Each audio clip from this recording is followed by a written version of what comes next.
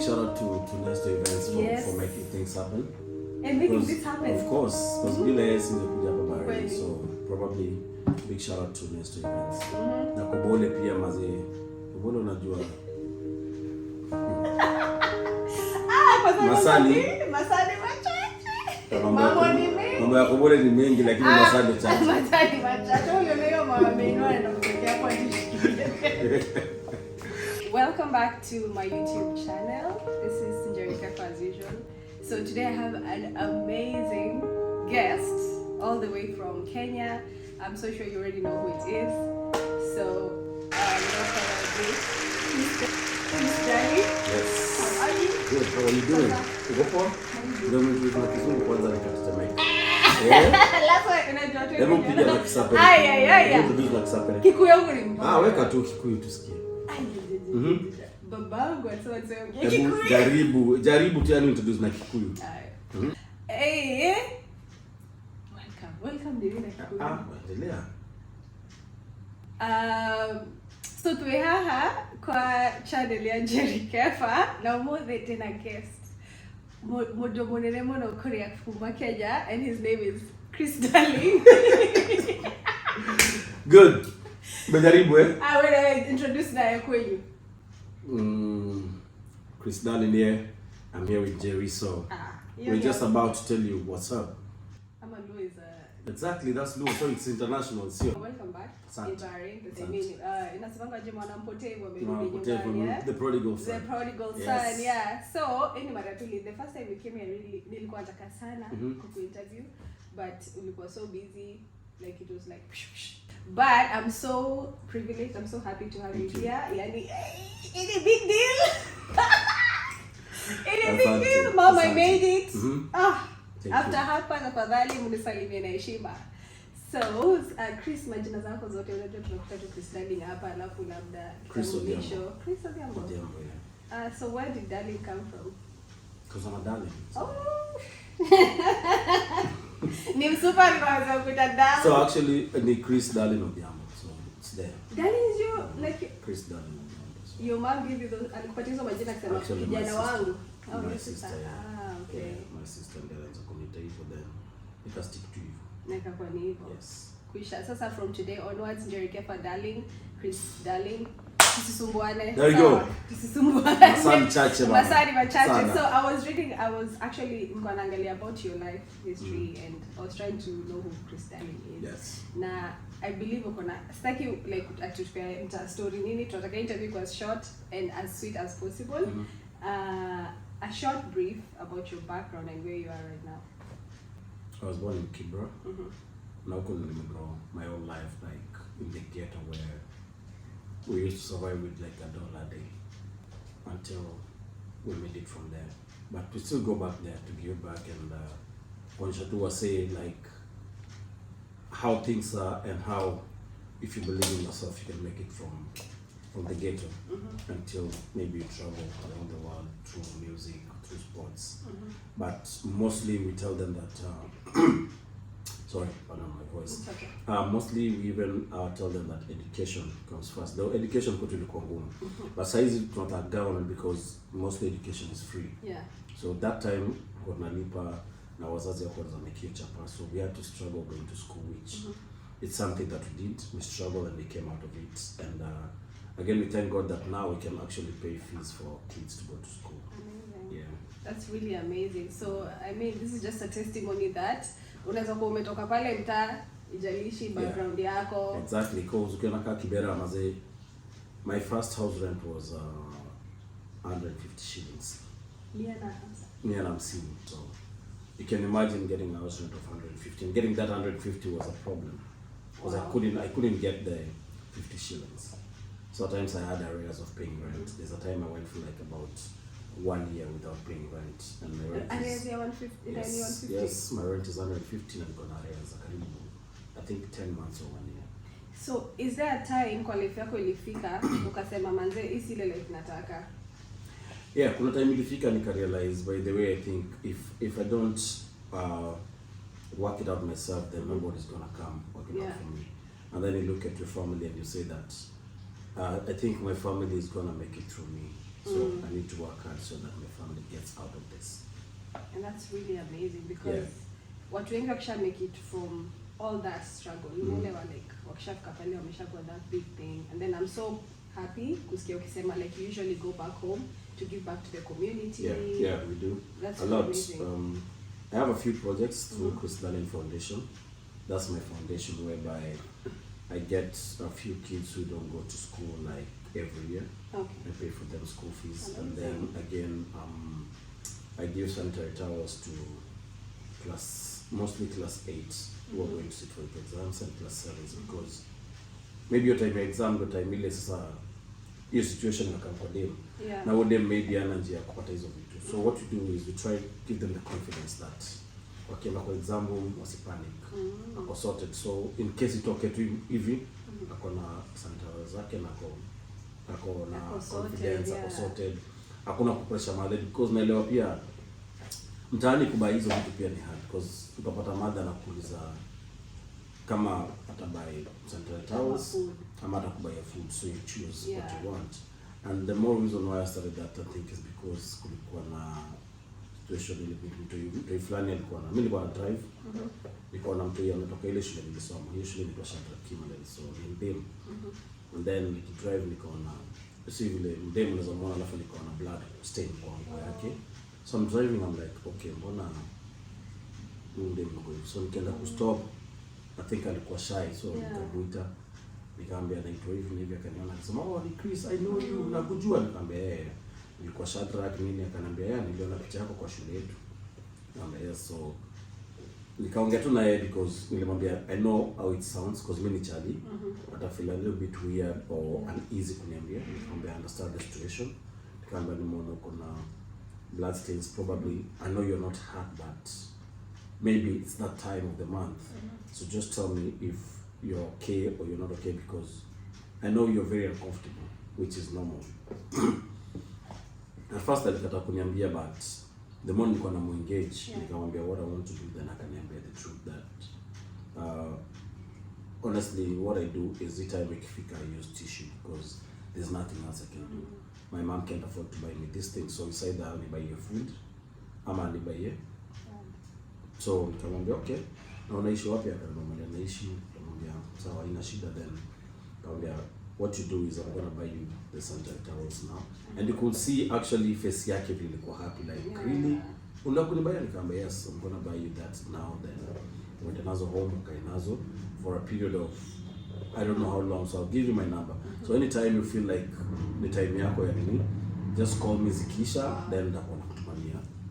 Then the kid was very happy, and I think there's a time that I was campaigning in Kibra, and coincidentally I met the mom kwa campaign. Akaniita akanambia asante sana kijana yangu, zile kuona ulisaidia mtu. So mimi sikuwa nakumbuka. So akanambia kuna siku nilipatia mtoto wangu hii alikuwa hivi na hivi na hivi na wako ukimpatia. Nikamwambia kuna shida, ni sawa. It's something that I understand that happens. And from that day I think nikaanza tu kwenda kwa mashule za mtaa. Mostly I just don't go to the school that I went to Shadrack, but I go to the schools in Kibra where kuna madam na pata sanitary towels. But apart from that pia nikarealize maboy child pia ni kama wako left out. Utaona face yao ni kama yani umsi hatutambui. So pia hao inawa then nikarealize okay, what do we do for them? So we started getting them boxers because kama mimi nilikuwa naenda shule ndede bila. So you see ukipati huo kijana kitu kai hiyo anafeel. Kwa zile times tulikuwa tunasoma tulikuwa tunavaa short za ball ndani saa zingine, ama unaenda hivyo kama hiyo short haijakauka, unaelewa. So unapata kuna hiyo confidence msako nayo ukipata. Kwa siku ile tulipata kuna vile ulikuwa una feel like sasa uko nayo. Now you feel like you are a man. Like sasa niko na hiki kitu, so tukaanza kubai pia boxers na sanitary towels. So tukienda kila shule tunapeana boxers kwa machali, sanitary towels kwa madem. And you know the most amazing thing about this is the mwenye umesaidia, the moment like at high chances for sure, the moment that I outgrow that and I make it in life, probably I go back to give. Yeah, and that's the main aim, that wherever we're doing or wherever I'm doing to you through Kris Darlin Foundation is not for you to recognize me. I don't want the recognition that well mnoma. No. I want you to be able to help the next generation after you. Because me sikupewa, but mimi naweza kupatia, so mimi nakupatia so that wewe uweze kupatia huyo mwingine. So that's the only way we can keep growing each other. Yeah, that's amazing. That's really. Where can people find, like, kuna page your foundation, like Kris Darlin Foundation tuko kwa Facebook, but mostly tulikaa chini tukarealize, you see, hatutaki kukaa chini tuanze kuambia waseni kama we are asking you for things, because when you start asking watu wanaona kama huyu jamaa anatukujia chapa, huyu jamaa anafanya hivi, chapa zetu anafanya hivi. So what you normally do is, unakaa nimekuja Bahrain, whatever amount of money that I get in Bahrain, there's a certain percentage that goes direct to my foundation. Wherever gig that I do, there's a certain percentage that goes direct to my foundation. Hizo ndo zinazidi kusaidia. So everywhere that I go, everything that I do, there's a percentage that goes aside to the foundation. So kama kuna mzee anafeel anataka pia kucontribute funds or something, definitely. Kama that's what we take. We don't take cash. We probably take the boxers or the sanitary towels. So we don't want to take cash. What if you don't contribute? All you need to do is just give us the boxers, tell us where they are, or tell us about to buy sanitary towels. Kama unataka kubuy, tunakuambia okay, the till number is there, or you can pay through this. Then you just pay and then sit and collect. So watu wengi wanajua make it in life, they always forget where they came from. Like very few people utasikia msee alirudi mtaani kusaidia, hata mtaani, family tu, mtu wenyu yani, like what keeps you humble? There's that one thing that keeps you grounded as a person, as a human, in terms of being passionate, being kind, a giver. Like, ni nini ukikaa chini ufikirie inakufanya feel like God, nisiwai change. That's what we pray every time God ifike to a certain level. Like, keep me humble, like nisisahau kule nimetoka and all that stuff. Is it the situation? Is it the things you went through? Is there a scenario, yani, like inakufanya usiwai sahau who you are? I don't want to say that people are suffering. Unajua pia kusema kwa mtaani sana ati people are suffering. We want to do working on tasks and get. It's just that we couldn't make it like get whatever was needed, like basic needs. And unafikiri hivi na you see the way your parents were struggling for you to go to school, you see the way you're struggling to get the food. Now una realize hizi vitu zote hazijakuja because nilikuwa na struggle before. Because honestly kuna watu mtaani hata sasa hivi wana struggle mbaya sana. Unajua? And most probably they won't be able to get out of that because some of them feel or believe that they're very comfortable with the situation. Hapo sasa hiyo.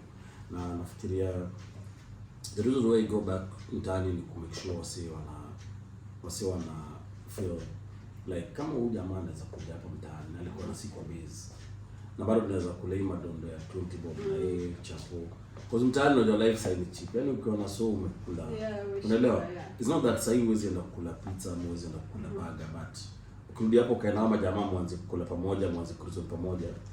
Hata kama umwambii kitu, kuna message una send kwake ile design ya kumbe kitu pia mimi naweza toka hapa. Naweza enda hivi kuja hapo kwao, umepaka gari yako hapo. Kuna kawash tulikuwa tunaosha gari hapo hivyo mtaani. Ndio na gari yangu niipaka hapo.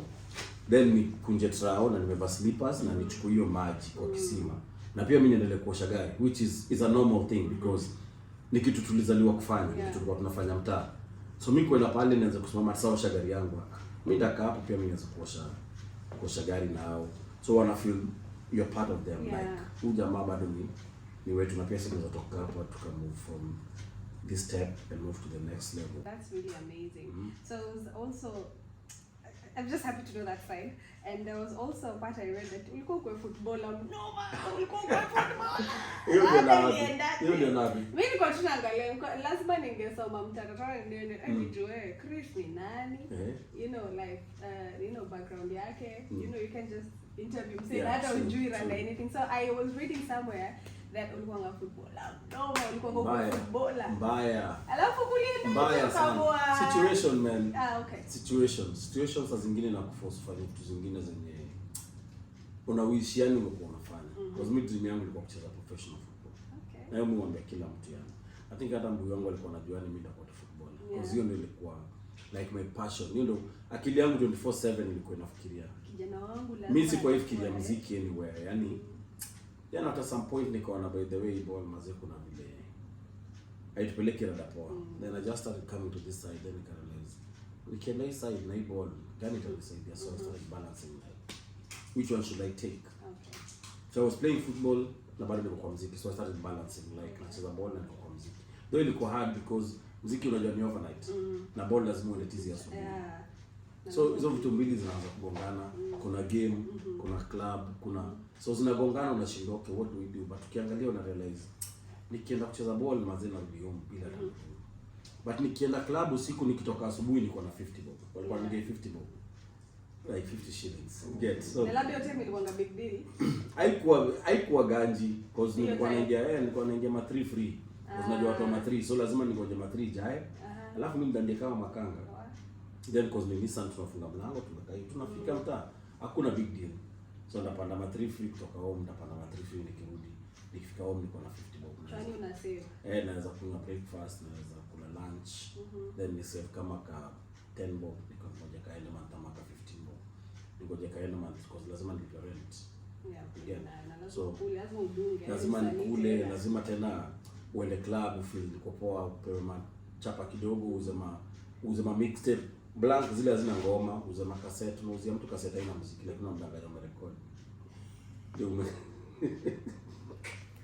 Ndio umekaga kidogo. So ball kidogo ikaanza kwa kando kidogo because timing kidogo ilikuja kaanza kuharibika. But it take time sana, I think mtu wangu accept that naingia kwa muziki. Yeah, I know. But nimemwambia siku moja I think muziki ndio itafanya niweze kusaidia pia watu wangu. So mimi nataka kuchukua side. Because kitambo unajua wazazi walikuwa hivyo ati unataka kuimba. Exactly. Unataka kuimba? Unataka hebu kaenda huko. Unafikiria unasoma kwa sababu hapana mtoto wangu nikamwambia hapana. Unajua watu wa muziki wako hivi na nikamwambia acha nijaribu tu. But now I'm so sure he's so proud of Yeah, very, very, very proud because I think niliwaambia before I think muziki ndio itafanya tani toke Kenya. And it actually did. Yeah, like every day no catching feelings. Yeah, catching flights. Hakuna feelings. Hakuna. You catch a flight, so it's such an honor to have you here and to know that you said Kris Darlin. And so parting shots.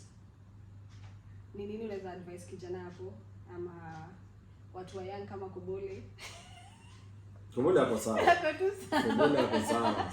Hii career ya music entertainment industry, like kuna watu of course wana give up kwanza siku hizi like watu wanasema ni marketing kwanza mtaani ndio ufike hiyo place yenye unataka, and it's so hard ama utrend ndio ujulikane, unaona? Bado zapo hujulikana kama ufanye kitu kweli.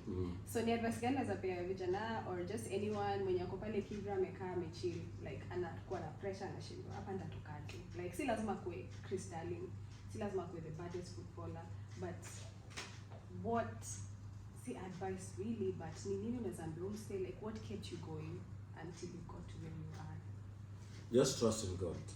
Because bila God I think vitu haziwezi work. Just put your trust in God. And then hard work, hard discipline pia itakusaidia sana. But mostly ukitrust kwa God. Ukiwa kwa base hapo una trust God atakutoa kwa hiyo shimo. Trust me. One day atakutoa. So what next? Leo ni leave, then of course nitarudi mtaani. Next week nafaa play Dubai. And then nafaa kwenda kufanya show ya rugby. So Nairobi itakuwa wapi? Hizo zote God ndiye anatumulika. Sasa ni kweli. So pole tu na tap into these blessings. But don't you have a YouTube channel so? Yeah, to try to come back. Yeah, so ilikuwa before. Ilikuwa, and then during COVID I was working the jobs as equal, so I was so caught up. A lot of tuitions and everything because schools were closed, so sikuwa na time ya shoot content. And then we just recently came back. And my first video we did was about procrastination. Because hiyo ni kitu watu wengi manze. Kwanza mimi procrastination like nitafanya hivi content kesho, nitafanya mse fulani, and then ufanyi like Kris Darlin akikuja this time lazima hiyo time inafika. We're like do. So una mess up your own dreams and goals just because of procrastinating or feeling lazy or something like that. Yeah. So being back and having you here, it's a big deal. Leo mkiniona huko subscribe. Dunga kitu subscribe. Jerry Kefas. Yeah. So subscribe to Jerry Kefas YouTube channel. Yeah, na jina tuna change, sio? Jerry Kefas Darlin. Subscribe. Kusha. So was so nice to have Asante. you here. Thank you. So sasa situende tukamaliza Tuendelee. show. Yeah, kuja maze. Come through. So thank you guys for watching. If there's anything you mnataka niulize kabla aende, hata akienda tunaweza fanya bado live. Nini tunaweza fanya another interview. If there's anything you want to know, just comment down below. And if you're inspired or yani you love the interview pia, comment pale chini. Yeah. Peace out. Azesi kufinya record. Huwe.